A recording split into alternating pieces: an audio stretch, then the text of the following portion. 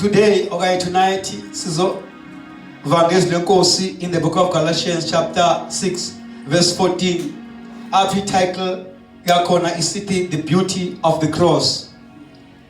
When I was looking and thinking ngale ndaba ye beauty, ndajonga ndafumana something ethi mawuthi kuyintoni ubuhle. Beauty is a combination of qualities, shape, color, or form. Or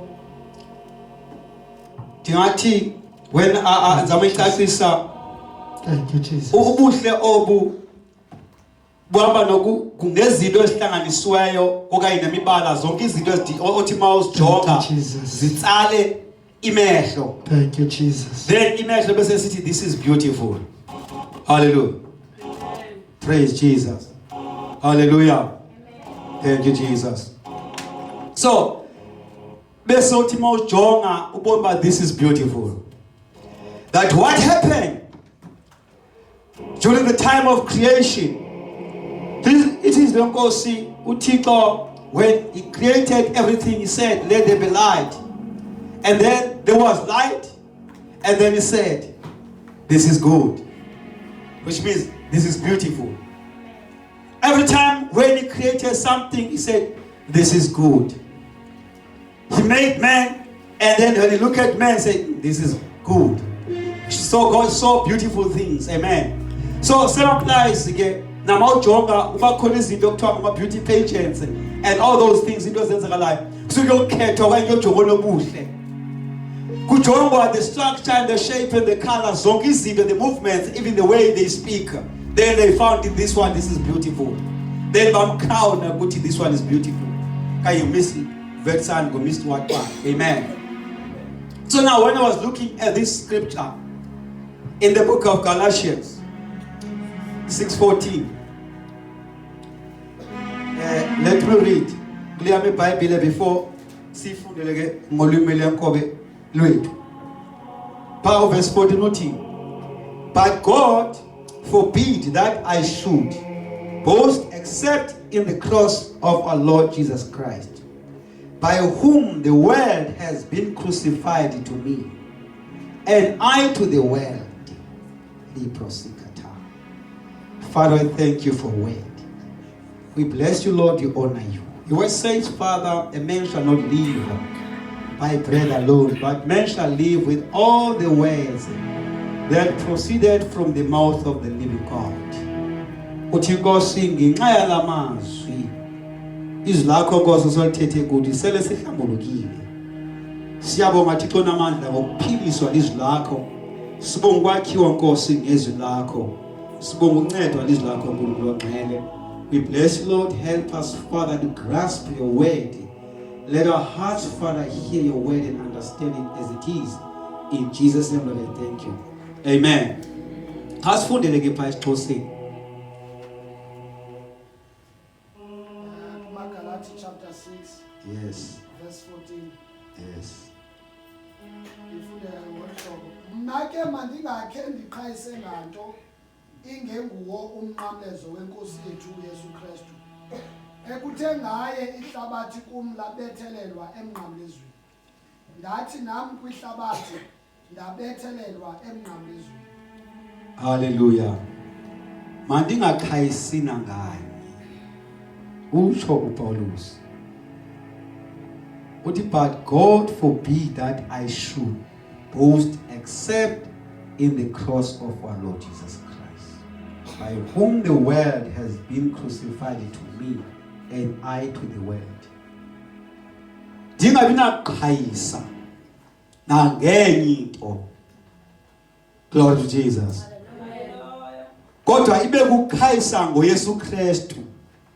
Mna ngaye elithe izwe lonke labethelelwa emnqamlezweni kum nakungu kunjalo. Amen. In other words, zonke izinto zezwe zibethelelwe emnqamlezweni. When I look at the cross, apho uJesu abethelelwa khona, lithi lenkosi wathwala ihlazo lethu, wathwala izono zethu.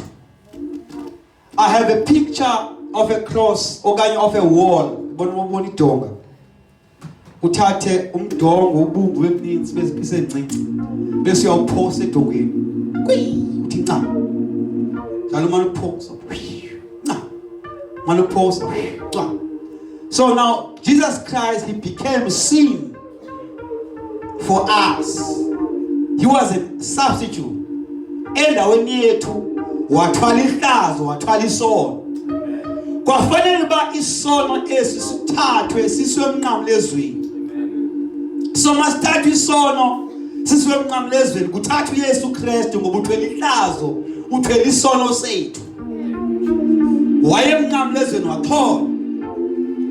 This is when Nkosi uthi uPaulos ke mandikhayise ngaye lo Yesu othe uwehluleka kwami kwathathwa kwaphosa emnqamlezweni.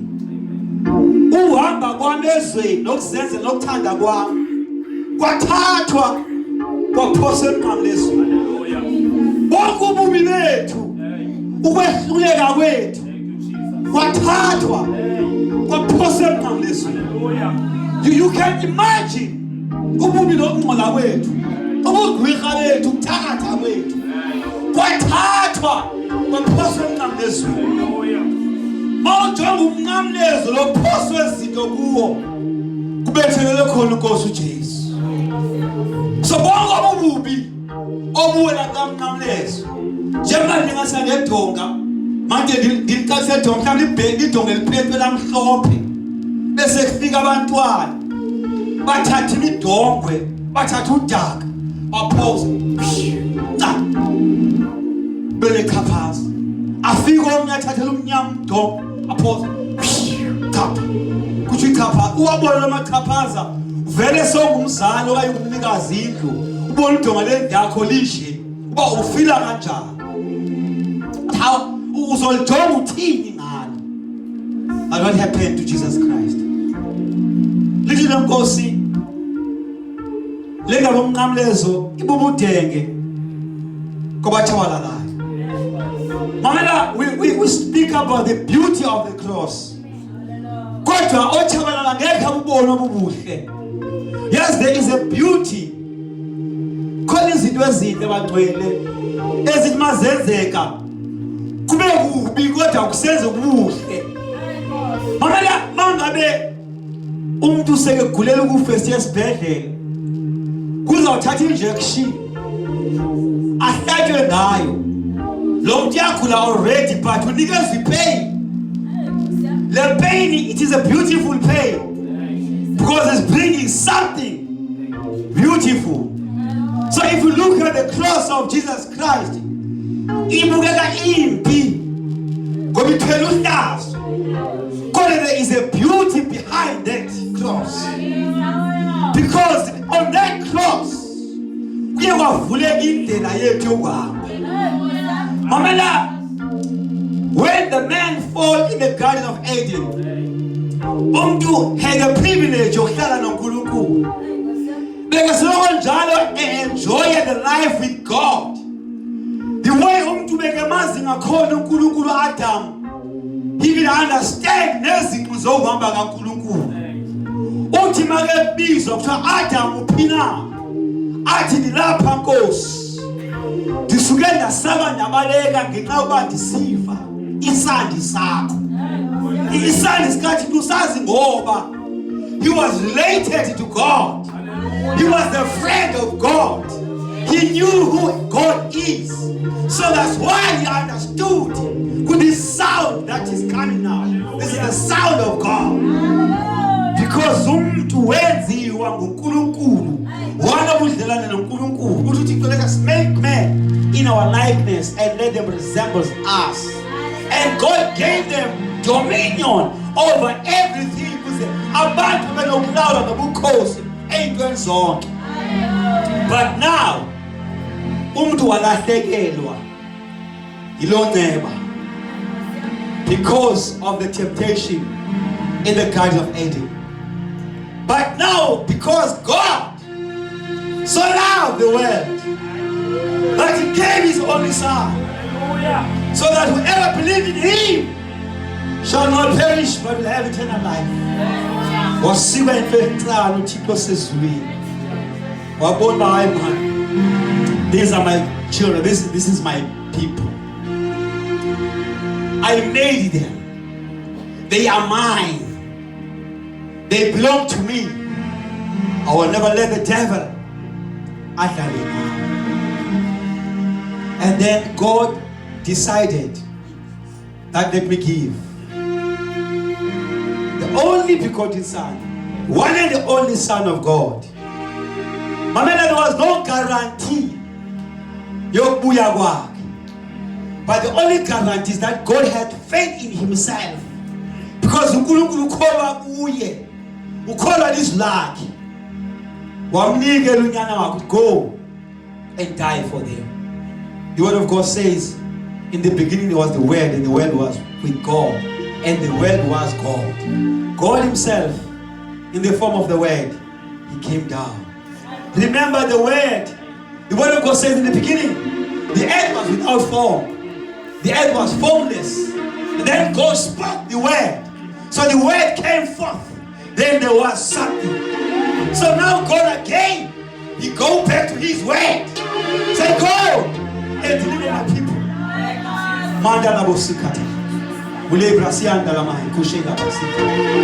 Then the Word came down and became flesh. And he came and dwelt among us. He was like us. He dwelt among us. The word of God says he committed no crime. He committed no sin.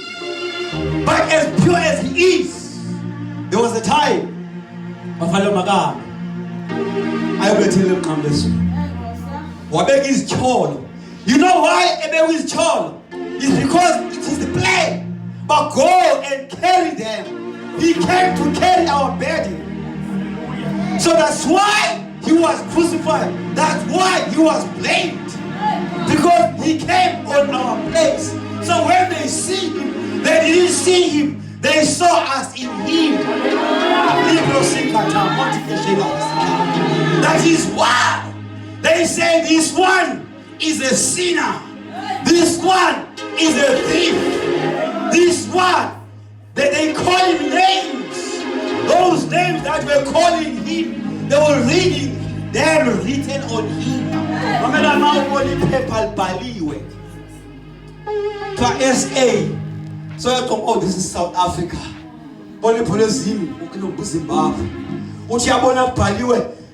PhD. Okay, PhD. Hallelujah. He doctorate degree. So now, because Jesus Christ was a paper that you came and represent us. So all these things, our wish, our weaknesses, they were written on him. I can see Jesus Christ as a paper on the wall, written a wizard, written a witch, all these bad names. They wrote a rascal. They wrote many things. A hypocrite. They call him names. That is the beauty of the cross. Oh, Jesus. The cross hide us. In that cross, kwafihlwa thina. La Jesu wahlala emnqamlezweni. Kwakuyofika ubuze bethu. Kwakuyofika izimanga zethu. Kwakuyofika ububi bethu. Ngenxa kaJesu Kristu. That is the beauty that we're talking about. Uthi Paulus, ayikhona lokukhayisa ngayo. Ingekho umnqamlezo. Wenkosi uJesu. There's nothing really.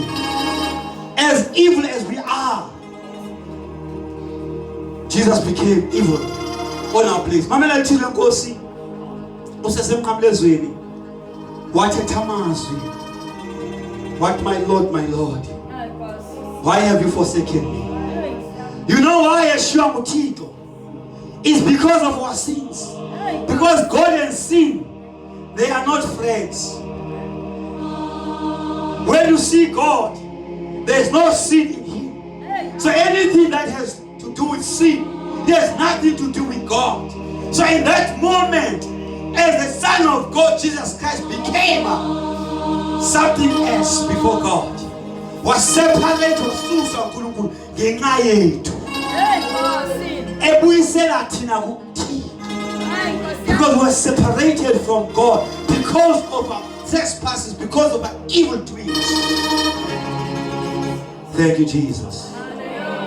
Ngenxa yomnqamlezo manje lenkosi in the book of Corinthians, 2 Corinthians chapter 5 verse 17. Let me read it. Seafood sizokwazi ba sithethe ngayo. Yoshalamai librosandaya liprasikata korelamai koreshelamasanga mosekate. 2 Corinthians liprosikata chapter 5 from verse 17. Oh, Kadia, Likadoles, Shalama, Librosi Kataya, Larasia Kadia,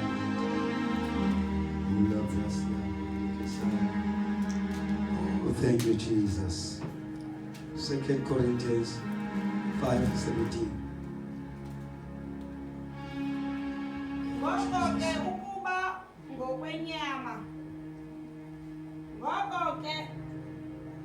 Ukuba ubani uKristu usisidalwa esitsha izinto ezindala zidlule bonani ke zisuke zabantsha izinto zonke zakhe. Amen. Verse 18. Zonke izinto ke ziphuma kuThixo owasixolelanisa naye ngokwakhe ngoYesu Kristu wasinika ulungiselelo loxolelaniso. Verse 19. Zonke izinto ke ziphuma kuThixo owasixolelanisa naye ngokwakhe ngoYesu Kristu wasinika ulungiselelo loxolelaniso. Verse 19. Yes, verse 19. Oluke lokokuba uThixo waye ekuKristu elixolelanisa naye ngokwakhe ihlabathi engazibaleli kubo iziphoso zabo walimisa kuthi ilizwi loxolelaniso. Hallelujah. Can we bamba? Therefore, if anyone is in Christ, he is a new creation. All things have passed away. Behold, all things have become new. Now all things are of God, who has reconciled us to himself through Jesus Christ, and has given us the ministry of reconciliation. That is, that God was in Christ, reconciling the world to himself, not imputing their trespasses to them, and has committed to us the word of reconciliation. Uba ubani uKristu Jesu. UThixo ubani othe waba uKristu Jesu. Usisidalwa esitsha. So all those things ezimbi bezibizwa ngathi ezinto Jesu wazithalwayo sesingabantu abatsha ngoba wazithwala uJesu. Lithi lenkosi incwadi kaIsaya wathwala ihlazo lethu. Lithi zonke izihweqo zethu zaphoswa phezukwakhe. Wathwala bonke ubugwenxa bethu. Walihlazo ngenxa yethu. Kodwa namhlanje we see the beauty of the cross through Jesus Christ, because we have become new now. All those things ebesizizo asisezizo ngenxa kaKristu Jesu. Mamela indaba esingakwazi ukungena kuzo sesiyangena ngenxa kaKristu Jesu. Bebesingakwazi ukungena in the holy of holies, but because of Jesus Christ today we are able to go in the holy of holies. Namhlanje we are not condemned. We are not under condemnation because we are in Christ Jesus. The condemnation is no more of us because we are Jesus. Glory to Jesus. When they speak evil about us, we don't need to cry because Jesus already took that away. He took it upon himself, and then we became a new creation. Because senzwa uxolelaniso noNkulunkulu ukuthi lithi masiphi lapha ya uThixo ngokwakhe kuKristu Jesu wenza uxolelaniso nathi basingabi nasono ukuze nathi sikwazi ukwenza uxolelaniso phakathi ebantwini. So ngenxa yethu sikuKristu Yesu senze lo uxolelaniso noThixo, nathi sinikezwe igunya lokuhamba senze uxolelaniso leNkosi uJesu. About verse 20, listen, we are the ambassadors. We are the ambassadors. We have to go out. We stand for Jesus Christ because we have been bought for a price. Listen, because He purchased us with His blood.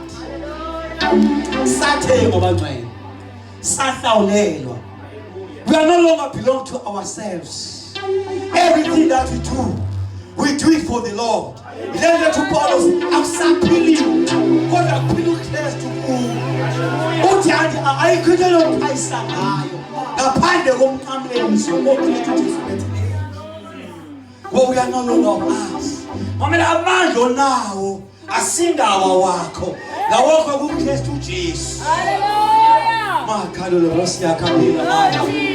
Everything that you do, you don't do it for yourself. That's why, as the Church of Jesus Christ, the beauty of the cross. Let us take a decision. Which I've seen this beauty, so I am going to walk in the beauty of Christ. I am going to represent Jesus Christ. This is a high time as the Church of Jesus Christ now. Let them see the beauty of the cross.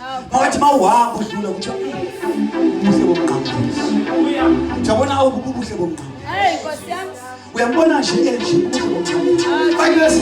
usibani basiyamazi bekamba unothanda hamba phithanga khona ekufaphaye kodwa usike wathini uthi ubuhle bomncane. Haleluya. Ina nabantu nabasho bathi hayi ufanele ubanje kungenxa yobuhle bomncane. Haleluya. Uthixo wenza ubuhle.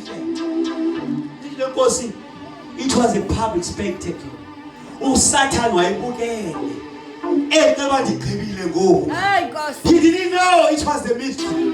Ubona isithi asigqibile ngawo abengazi ba hayi man bendiyayidlala isoccer but this time bewuzibile wamzibula uThixo uya uSatan waba confused wangayazi ethi kuphelile ngoJesu engazi ukuthi hayi man indlela le nyango kubuyisela abantu abathi ezulwini yena bethanda yakiba yaphela ngaya ngeke aphinde bekhona uthi Jesu Kristu mamela ule temple mna ngiyakuyoka within 3 days. Hey God. Man Satan, he was confused. Balwa naye bathi uthi lo yadele lo uthi le temple seyakhaka iminyaka emingaka sisoka ukuthi yena ngaye khanga 3 days cha. It was a mystery bazalwane. Bewuyifihlele ngabe understand what does it mean. Yeah, when he went to the cross, he went there to build us, to make us. Hey, Kosiam. My Kagola Rasi Handaya, Ushele Mosikata. Wasaku Jesu Kristu mnamlezweni. Sakela. Wasatani kibile ngaye. Wathu Jesu Kristu magathi I can see devil nambe. Uhlele hlale sakubukele. Uvuye sesithi Eloi Eloi lama sabakata. Thixo umshangana wathi ushiwe. Kanti uIsaya wayibona ngaphambili. Wathi bathi ushiye ulahlile. Kanti akalahlanga. Usethabile. Yakhulula thina. Mamela ngicele. Yabona amajoni. Awasesouth Africa mawekhuthwa. Ehamba. Eyosibuya ayolilizwe. Ayowalahlwanga. Kodwa ayahamba to represent the country. They are going to fight for the country. Yes, wena lahlwanga. Kodwa ephumete wayengene eDabi. Wayesephi. Enathi bana. Awona uJesu. Satan wathi ayiphelile. Wayengazi ukuthi Jesus uyosilala uJesu. Izintombosi. Khona ixesha wathi khona kugqityile. Usaka didn't understood but mayithi kugqityiwe uthetha ukuthini. Wathi wena uthi kugqityiwa kusekho ngayo ngoba ngoseke esiwengqaleni. He didn't know mamela. Oh my God, hey, we can do master worship. Amen. uthile ukuba namazwi athethayo uthi umphefumulo wami unikele izandla zakho mamela lithile Nkosi lilo Nkosi kwavele kwabamnyama ungaziwa the time uJesu nikezela ngayo I believe bakubona la darkness usathi wathi yeah it is done umnyama mamela lithile Nkosi wathi esakuthi uma basekuve ukhaya kwagqabhuka amangcwaba because now njengoba kubamnyama emhlabeni he was going to kwela abafileyo eyolanda abafileyo bakaKristu Jesu wahamba siye Nkosi agqabhuka amangcwaba bavuka abafileyo because uvuka lengoba besihlala ethi nakukuvuka wabona luvuka ungena kwela abafileyo bavuka abafileyo because uvuka bavuka abafile basukuma bahamba ngenyawo because uvuka sekufikile Hallelujah Jesu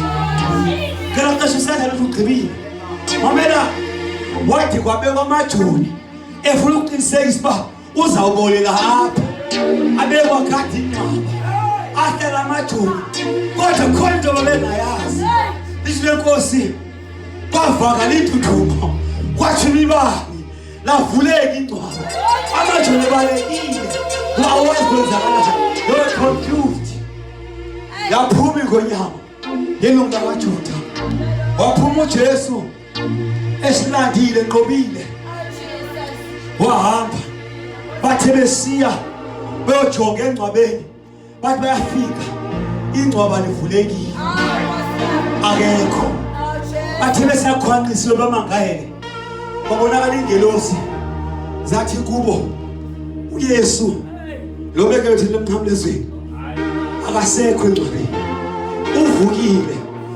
wabakhumbuza khumbulani kaloku bekethilo wathi ngomhla wesithathu ndiyawuvuka mamela on the third day ndiyawuyigqibezela ndiyabe ndiyigqibile itempile wayesekebonakalisa itempile idikiwe haleluya obuvukile kwabafileyo that is the beauty of the cross mamela kubuhle bomnamlezo akubonakali awujonga ngeso lenyama ubona umuntu yodwa ngeso lenyama ubona inhlungu yodwa kodwa ngeso lemoya ubona ukuphila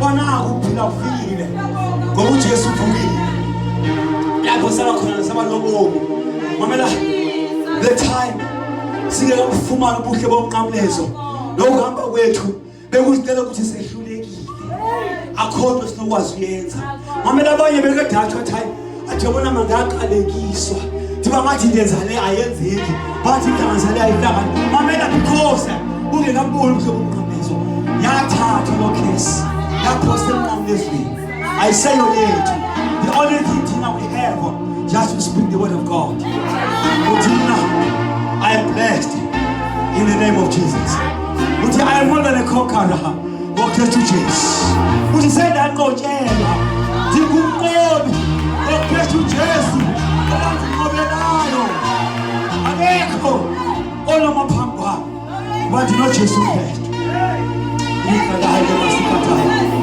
ngoba sanqotshelwa wangcwele ubuhle obo bomnqamlezo yona nto into esibona emnqamlezweni ibonakala ngathi kububi kanti kubuhle bakabonga uJesu lithi le Nkosi ezulwini buya yedwa uma ngathi uyafika pha uyathi uyajonga ubona ikhona indoda ezandleni namanxeba avuza igazi ngathi uyajonga le ndoda inemikrwelo ngoba yahlukunyezwa ngenxa yethu ukuze thina sithole ukuphumula sifumane ifreedom lelo lathi uJesu Kristu nina nisindwayo nibulalele ekhaya lothwala uthi zani kumndani kuphumula ile Nkosi eyakhe ijokhwe ayinzima uthi umama makeshumayela uthi ayikho nzima ngoba xa ungena kwelicala nayo ungena kwelicala uhamba nawe yingakho uDavide athi masedambe ufuna ukufa adiko ikabubi ngoba unami wena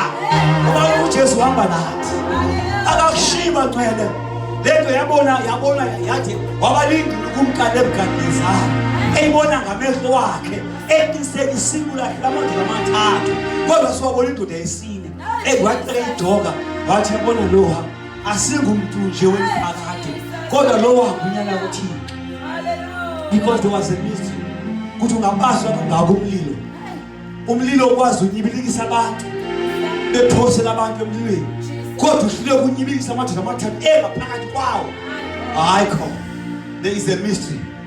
It's because the consuming fire was there. So because they were working with the consuming fire, the fire that they were working with, he consumed the fire of Nebuchadnezzar. Yaphelelwa ngamandla, aphela amandla omlilo kaNebukadnezar. Umlilo amandla omlilo weSathane waphela. Now watch this. We are talking about the beauty of the cross. There are benefits in this beauty. Uma ubujonga kakuhle, we have received benefits. Ingabhlungu kodwa baby, kodwa thina we have received the benefit of forgiveness of sins. Sasaxolelwa izono. Then we are reconciliated with Jesus. Ngoba reconciliation lebe siyifunda pha in the book of 2 Corinthians. Ngoba reconciliation kuthi noThixo. Njengoba singakwazi ukuthetha noThixo, kodwa ngenxa kaKristu Jesu sakwazi ukuthetha noThixo. Noma sisho sowoneka kangakanani, kodwa ngenxa kaYesu Kristu, ile lithi lenkosi, every knee shall bow and every tongue confess that Jesus Christ is Lord. Because the moment you confess Jesus, your sins bow down and listen. Ngoba uconfess uJesu Kristu, ububi bakho buthi bow down and listen. Because now we are calling upon the name of Jesus. Would the Lord forgive my sins? In the name of Jesus. Then the sins, they bow down and listen. Ube reconciliation kuthi noNkulunkulu. Hallelujah. Safumana salvation and eternal life. That is our benefit. This is what for God so loved the world. He gave his only begotten son. Kuze bonke abakholwa kuye bangachabalali koko babe nobomi obungunaphakade. That is our benefit. Because we are the children of God.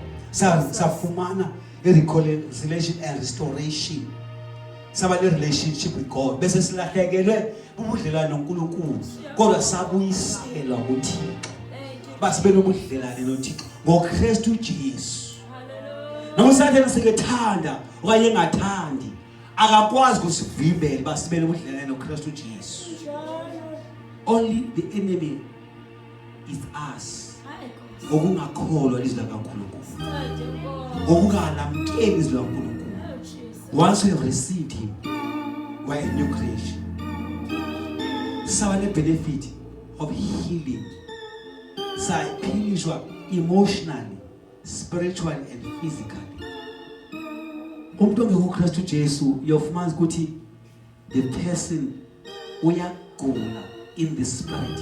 Angathi uphile inyameni. Chosekele imali rich kangangoko, but you will find out ukuthi akalala ebusuku. Uyakhala uthi ebusuku manje ngiyalala akulaleki. Kunezinto ezinyathelayo omnye, kunezinto ezimhluphayo empilweni. Akanathula. Why? Because there is no Jesus in him. Kodwa thina we have Christ. Safumana the benefits. Safumana the benefit of victory over death, and we are offered the hope of eternal life. Lord of Jesus. Sine victory, singabanqobi, singabanqobi ngoKristu, sinqobile. Lord of Jesus. Uchumhlala lathi, I have a victory in the name of Jesus. In the name of Jesus. I have a victory when I call in the name of Jesus. No one can stand before me. Jesus, Jesus, Jesus, Jesus. I have a victory. Hallelujah. Why? Because we have victory in Jesus Christ. Hallelujah. Safumana the demonstration of godly love. kwabona uThixo wabonakalisa uthando lakhe kuthi ukuthi anikele ngonyana wakhe okuphela komzeleyo. Olthando kaThixo lu unconditional, and his will to forgive us. He forgive us willingly, and willingly he sacrificed his only son for us to benefit. Because it's the freedom, it's the cool. That is the beauty of the cross. Wherever you go, you are not condemned. They may try to condemn you, but just remember the word of God says, if anyone is in Christ, is a new creation. Hallelujah. I am a born again. I am a new creation. I am born of Christ. Hallelujah. We are not condemned. We are the children of God. This is the message of the cross that I was bringing tonight. Let us stand on our feet. Let come in the gospel church. This is the beauty of the cross. You will now experiencing the beauty of the cross. You live in fear. We don't have the spirit of fear. But we have the spirit of love, the spirit of power and of a sound mind. Lord Jesus, we are called by God. We are called by Him for Himself. This is the time as the children of God, asivume ukutshintsha ilizwi likaNkulunkulu. Asivume uNkulunkulu ayitshintshe impilo yethu. Ezinto ezikwehlulayo ziyabethelelwa emnqamlezweni. If uyahluleka ukungebi, just tell yourself wena kusela wabethelelwa emnqamlezweni. You don't have power over me. Uba awukwazi ukuziphatha, awunanhlonipho uyadelela nabazali baboni. It's high time to tell the spirit uyandini wonke ndawo. Wabethelelwa emnqamlezweni. I am free. I am a child of God. From now onwards, I shall obey my parents. I shall live for Christ. It's a high time we need to live for Christ. Because the time, the clock is ticking. Jesus is coming. Makangafika uJesu ungekho sendaweni.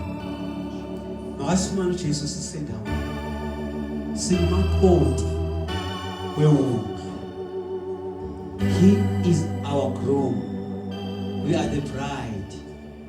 Jesus is coming for his bride. Umakoti yalungiswa abazalwane abe mhle. Thina sihlanjwa lizwi kaNkulunkulu. Ayikho enye into. Lizwi kaNkulunkulu. Uthi Jesu mathena abafundi bakhe incwadi kaJohn 15. Uthi sele nihlambulukile ngenxa yezwi endilithethe kuwo. Yabona isephu yakuhlamba when you use it. Ungayithenga isephu igcwala indlu. Uyigcwalise kwibhim zonke uyigcwalise ikhabhathi. Kodwa uyisebenzisa uzoba nensento njalo. Ikho. So same applies the word of God. Let the word of God work empilweni yakho. Livumele lisebenze. Lande uthi and observe to do according to what is written in the word of God. And that will make your way successful in the book of Joshua, chapter 1, verse 8. We need to meditate upon it. Mase simeditate siyalazi. Bese siyaliphila lisilivumele lenzeke ukuthi silenze. Then we shall see the fruits. Angeke lithi lokosi thou shalt not steal. Kodwa wena ube ungazifumani iziphumo zobusela. Mawuba uzoya ejele. So in order for us to be safe, let us do the word of God. Lilokosi isono siyazala. Siyakhulela isono sizale. Umntana wesono ayithatha umfutha ukufa. Isono sinayo umntana okukufa. Umuntu ohlala esonweni ongafuna ukuguquka uya etshabalalweni. So in order for us to have life, let us take Jesus. Let us take Jesus serious. Singayithatha as a joke. You call uThixo akungabi fashion kuthi. We have a relationship with God. It's not a fashion ukuthi hayi nami ndiyakhonza ndiyabona ngicela kahle ndenkonzweni. I can dance to moyi. Hallelujah. I can shaya izandla. I can jump and jump. It's not all about jumping and dancing, but it's all about worshiping God. It's not all about singing, because sometimes there are people who believe good just because I can worship and sing, I think we sing the same. Bahlabela bephayezweni. Bahlabela besesimongolweni. Bahlabela lebatsho ingoma yenkonzo. Uvuthi ka uthi uba yivuselo lathi sesimongolweni. Abasindiswanga. So indaba kaJesu Kristu is serious bazalwane. Very serious. Let us be very serious. May the good Lord bless you sasuke ndawo mama close ngaphambili.